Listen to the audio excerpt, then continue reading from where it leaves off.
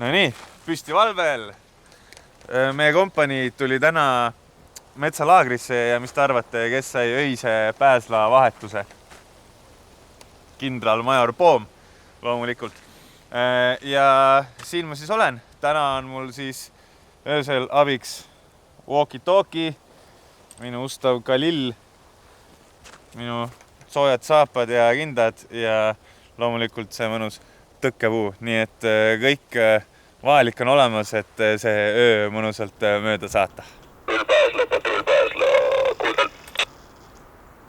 Pääsla kuuldel?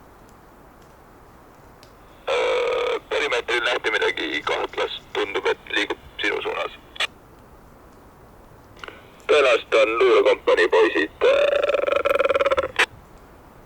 Nii et hoia silmad lahti, lõpp. Silmad lahti sain.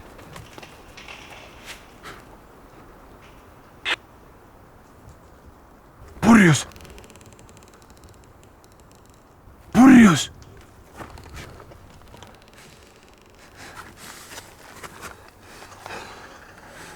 Purjus!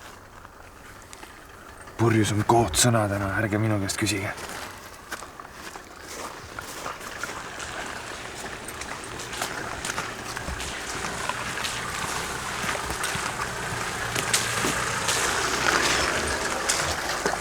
Purjus! Ei ole. Metsas on palju liikimist, ole tähelepanelik Poom. Ja, just nii, härra Veebel. Kuulsin, et luurekad pidid praegu vastutegevust tegema. Luurekad ja hundid. Hundid. Ja.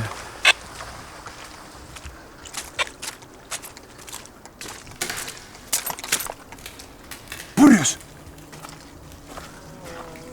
Purjus! Purjus! Ei ole.